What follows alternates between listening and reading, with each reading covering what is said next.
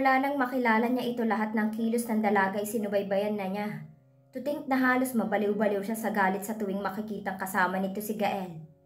Kaya nang malaman niyang wala na ito at ni Gael, he really grabbed that opportunity to be close to her. Kahit pa kaibigan lang ang turing sa kanya, wala siyang pakialam. Siya pa mismo ang nagsuggest dito na lumayo na muna para sa ikabubuti ng pinagbubuntis niya. Sinamahan niya ito kung saan man ito magpupunta. He is even almost willing to give up his profession para lang dito. Naalala pa niya kung paano siya dito nagtapat ng damdamin at kung paano din siya nito tinanggihan. At halos napuno ng galit ang kanyang puso para sa lalaking mahal na mahal nito. Na siyang dahilan kung bakit ayaw nang magpapasok ng ibang tao sa buhay ng dalaga. Ginawa niya ang lahat, mapalitan lang sa puso nito ang kaibigan. But still hindi pa rin enough yun. He clenched his jaw. Till one day, his men told him na pinapahanap ni Gael si Annie. So he did his best to make Annie untraceable. He even asked his men to delete all the flight details ni Annie sa airport. At pinapalitan niya yon ng ibang pangalan. And he thought that he was successful for hiding her. But no, he was wrong. Ngayong natuntundan ng mga kaibigan niyang babaeng pinakamamahal niya, ay hindi siya makakapayag na makuha ulit sa kanya ng kaibigan niya si Gael si Annie. Never. Tsk, he chuckled. Kaibigan, darn it. Mura niya. Kailanman hindi niya maituturing na kaibigan si Gael. He's the reason why his dad died. And now it's payback time. Kinuha mo sa akin ng kaisa-isang taong meron ako. Pwes kukunin ko sa iyo ang mag-ina mo. Kuyuma mga kamaong wika nito. Umayos siya ng upo nang makitang gumalaw ang dalaga. Jace? Yes, baby. Mabilis na sagot niya sa dalaga. What happened? Nagtataka na tanong nito habang pumikit-pikit pa. Shh, you take a rest first, baby. Kausap niya dito while caressing her lovely face. No, I'm fine. Wika nito at akmang babangon ang tila makaramdam ng pagkahilo. I told you to take a rest first. What did you do to me? And where are we? Sunod-sunod na tanong nito sa kanya. He swallowed harder before he uttered the word. You're here at my house and you felt dizzy a while ago and fainted. He explained. Nakitaan naman niya ito ng kalituhan sa muka. No, Jace. I fainted because I smelled something. Yes, I am right. I smelled something. Wika pa nito sa kamabilisang bumangon na tila nakalimutang buntis ito't nahihilo pa. Baby, tell me, Jace, what did you do to me? Where exactly are we? Baby, makakasamayan sa inyo ni Baby. Please calm down. Pakiusap niya dito. How can I calm down if I don't even know where exactly we are? Tell me, Jace. How? Ha? Sumagot ka, Jace. San mo ko dinala, ha? Saan? Sigaw nito sa kanya habang hinahampas siya nito sa dibdib. Stop it! Bulyaw niya dito nang mahuli ang dalawang kamay ng dalagang humahampas sa kanya at mahigpit itong hinawakan. Stop! You heard me! Stop it! He said while gritting his teeth. He saw how her eyes widened at awang ang bibig nitong tinitigan siya na tila ba hindi makapaniwala sa ginawa niya. He raised one side of his lips. Good. Now you know how to be silent. That's my baby. And twisted his lips sa kabinitiwan ng mga kamay ng dalaga. Anong? No! Hindi ikaw si Jace. Wika nito na tila nahintakutan sa ginawa niya. I am, baby. This is the real Jace. Yung hindi mabait. Yung hindi mo kaibigan na mukhang tanga para lang mahalin mo. Para lang pansinin mo. At para lang makapasok sa buhay mo lalo na dyan sa puso mo. Galit niyang sabi dito. Anong pinagsasabi mo, Jace? Magkaibigan tayo at mahal kita. Mahal mo ko bilang kaibigan mo. Putol niya sa sinasabi nito. But no, baby. Tapos na ang pagiging tanga. It's time to get mine. And that is you and our baby. Nakangisi niyang wika dito. No, no. I'm not yours and this is not your baby. She hysterically said. What happened to you, ha? Please, Jace, let's go back. Umuwi na tayo, ha? Pakiusap nito sa kanya nang inisian na lang niya. Jeez, baby, we're home already. From now on, this house will be our love nest. Kasama ng anak natin, maliwanag? Mahinahong sabi niya dito. Jace, please, iuwi mo na ako. Hindi natin bahay ito, lalo nang hindi ko bahay ito. Shut the fuck up! Bulyaw niya dito, dahil sa biglang bumangong galit na naman sa puso niya dahil sa mga sinasabi nito. Bakit ha?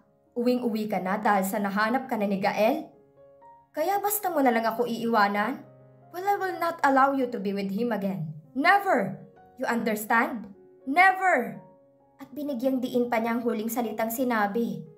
Kita niya ang takot, pagkalito at galit sa mukha ng dalaga. I don't know what you are saying, but damn it, Jace! This is kidnapping! Call it kidnapping or whatever you want. I don't care. What matters to me is you and our baby. And you cannot leave me anymore. Never! He angrily said and walked outside the room. Inilak pa niya yun para siguraduhin hindi makakalabas o makakatakas ang dalaga. Open the door, Jace! Please open this fucking door! Huwag mong gawin sa akin to! She said between screaming and tapping the door hard. Please, Jace! You said you love me, di ba? Then why do this? Dagdag sabi pa nito and this time alam niyang umiiyak na ang dalaga. Tila naman siya tinamaan ng konsensya sa narinig niya. But he shook his head and stared the door blankly. Mas nanaisin ko pang kamuhian mo ko kesa tuluyang ka mawala sa akin. Mas hindi ko kakayanin yon. I'm sorry, baby, he said silently. Duguan ang mga kamao ni Gael pagkatapos niyang pagsusuntukin ng pader at salamin ng bahay ni Annie, kung saan tumutuloy ang kanyang mag-ina dahil sa nararamdamang galit at puot para sa kaibigan. Hindi pa rin siya makapaniwalang kayang gawin yun ni Jace, ang naturingan niyang kaibigan na yun palang traidor sa kanya. That sucker is gonna pay big time. Nang nalaman niyang nahanap na nila Hans ang tinitirahan ng kanyang mag-ina, halos paliparin niya ang kanyang sasakyan makarating lang doon. Pero ganun na lang ang panlulumo at galit niya nang malamang tinangay ng kanyang kaibigan ng kanyang mag-ina. Nalaman na din niya na ito ang may pakana kung bakit hindi niya mahanap-hanap noon si Annie. That bastard, swear he is gonna pay for this, he said while gritting his teeth. He will, bud, rinig niyang sabi ni Hans. But before that, you need to clean your fist first, Gael. Damn it, puro na dugo yan eh. Wika naman ni Teron. Yeah, paano kalalabang ko sugat-sugat yan? Malamig na wika ng lalaking nasa pintuan kaya napalingon silang apat nila Blaze. Basti? Halos sabay-sabay nilang sabi. Oh yeah, the hell me. Madilim ang mukhang sabi nito. What now? Tatayo na lang ba kayo dyan habang ang baby-an natin nasa kamay ng siraulong yon?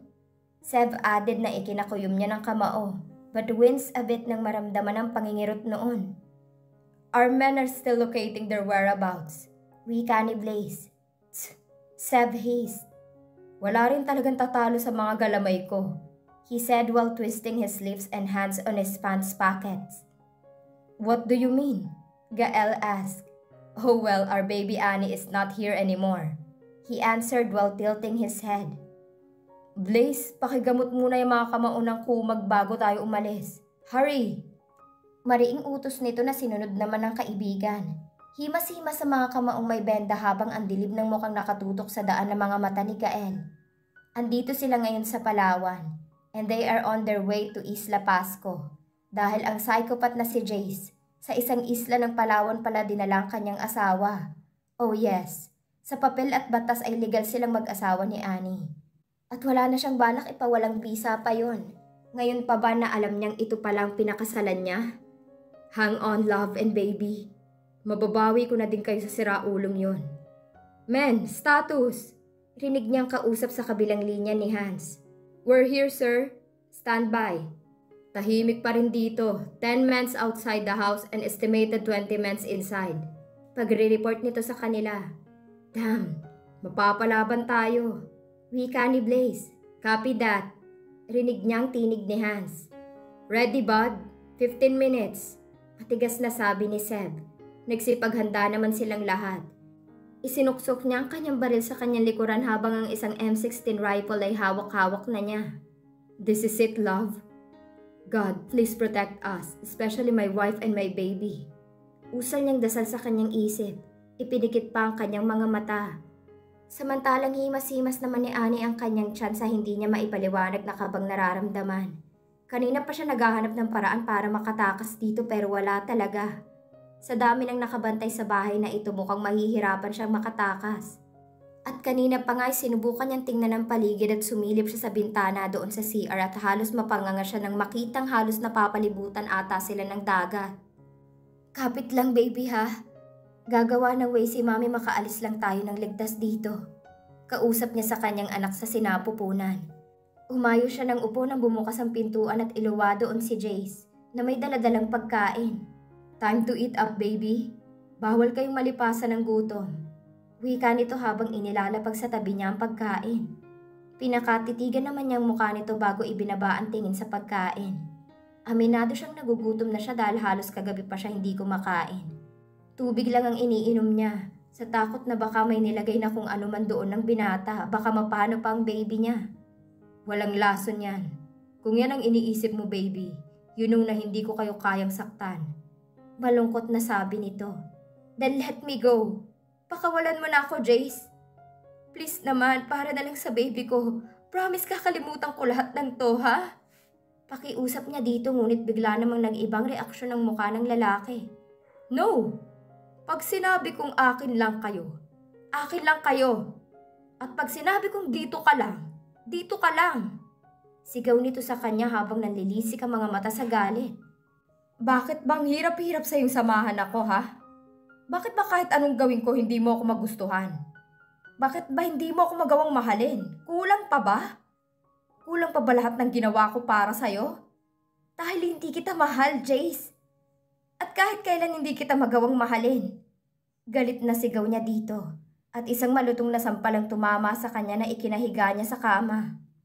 Halos nahilo siya sa lakas nun at nalasahan niya pang dugo na galing sa bibig niya. She winced when Jace grabbed her hair tightly and gripped her face. Jace, please! Nasasaktan ako! Naiiyak na niyang pakiusap dito habang ang dalawang kamay ay nakayakap sa umbok ng tiyan niya. Ganyan nga, magmakaawa ka. Maramdaman mo rin kung gaano kahirap magmakaawang mahalin mo lang. Nakangisi nitong sabi. Ano, masakit ba ha? Tanong nito na tila malademonyo ang ngisi na nakapaskil sa mga labi nito. Jace! Ow! Jace, nasasaktan ako!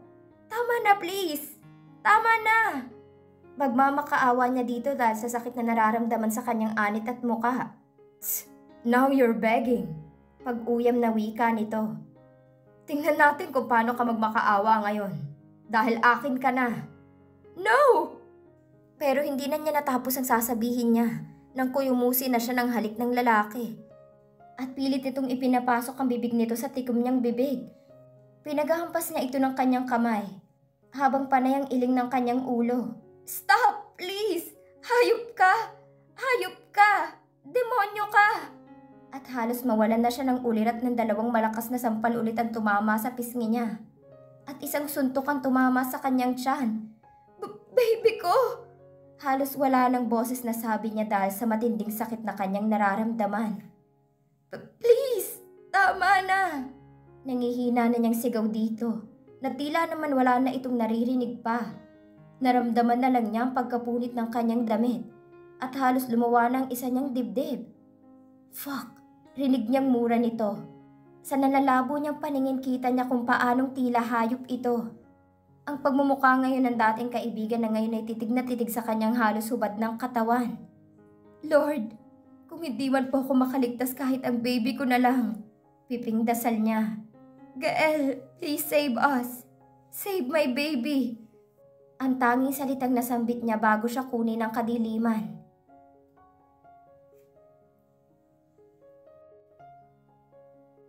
Tahimik na nakadaong ang sasakyan nilang speedboat sa tabing isla, kung saan hindi sila basta-basta matatanaw ng mga tauhan ni Jace. Mabibilis sa mga kilos nilang nagsipagbabaan ng boat. Lou, we're here! Kausap ni Gael sa kanyang speaker device na nakakabit sa kanyang tenga. Copy that, sir? Sagot naman nito. Man, as much as possible lalapit tayo ng walang ingay. Let's do plan A. Do you copy? Tinig naman ni Sev. Copy. Sabay-sabay nilang sabi. Saka mabilis na nagsipagkilos na.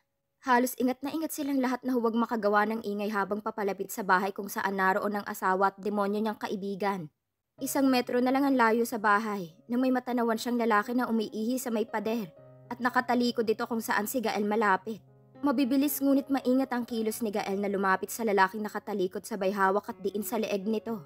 Ramdam niya ang pagpapalag nito, pero maya-maya din nawala na ang pagpapalag at walang malay na inilapag niya ang lalaki sa damuhan. Ganon din ang ginawa ng kanyang mga kaibigan at kasamahan sa ibang tauhan ni Jace dahil hindi dapat malaman ng traidor niyang kaibigan na andun na sila. Gael, you can get in now. Rinig niyang wika ni Hans sa earpiece niya. Copy, sagot niya. Ngunit ang papahakbang pa lang siya nang biglang may tumamang kamao sa mukha niya. Buti na lang nailagan niya ito at hindi gaano kalakasan tumama sa kanya. Daplis lang kumbaga. Mapipingasan pang magandang mukha niya. Sa gigil niya nahuli niya ang pangalawang suntok na pinakawalan nito. Saka mabilis niyang pinilipit ang kamay at inundayan ng sipa ang sikmura nito na ikinangiwi ng kalaban. Sinamantala niya ang tila panghihina ng lalaki. Kaya mabilis ang kilos niyang hinuli ang leeg nito at diniinan para mawalan ng malay. Wow, that's my boy! Rinig niyang sabi ni Blaze at sabay kindat pa sa kanya. Go Gael, tumaas ka na, kami nang bahala dito. Tinig naman yun ni Teron na sinunod naman niya agad. Nasa 2nd floor na siya nang matutukan siya ng baril ng kalaban. Buti na lang mabilis sa mga kamay niya na nahawakan yon. Sa kanya hinila at sabay ikot at binigyan ng isang malakas na siko ang mukha ng lalaki. At sinundan pa ng isang uppercut na ikinatumba nito. Gagamit ka pa ng baril ha? Gigil niyang wika habang tinitingnan na nakahandusay na kalaban. Sumilip muna siya sa baba at kita niya kung paano patumbahin ng mga kaibigan niya isa-isa mga tauhan ng traidor niyang kaibigan. Pahakbang na sana siya ng hagdan nang makarinig ng sigaw na nagmumula sa pinakadulong kwarto. At kilalang kilala niya ang nagmamay-ari ng boses na yon. Love, usal niya dahil abot-abot ang kabang nadarama niya sa mga oras na yon. Hindi para sa kanya, kundi para sa mag-ina niya. Shit! Patakbo niyang tinungo ang kwarto kung saan niya marinig ang boses ng asawa. Saka mabilis na inundayan ng sipa. At gano'n na lang ang galit na sumiklab sa kanya sa nadatnan na sitwasyon ni Annie. Hayop ka! Mura niya at inisang hakbang lang si Jace na akmang maguhubad ng damit pang itaas. Ngunit natigilan ito nang makita siya. Bagsak sa sahig ito nang bigyan niya ng isang malakas na sipa. Ni hindi niya binigyan ng pagkakataon ng lalaking makatayo man lang dahil sinunggaban na niya kaagad ito ng suntok. Papatahin kitang hayop ka! Namumula sa galit niyang sabi dito habang pinapaulanan ng suntok ang ngayong dugo ang mukha ng lalaki. Ni hindi niya alintana ang sakit ng sugat niya sa kanyang mga kamao. What he felt right now is anger, nothing but anger. Tila nag-slow motion bawat suntok na pinakawalan niya sa mukha ni Jace. What have you done to my wife? Tell me! You sucker! Sigaw niya dito halos lumuwa na ang mga mata niya sa galit para sa lalaking halos wala ng malay at puro dugo na ang muka.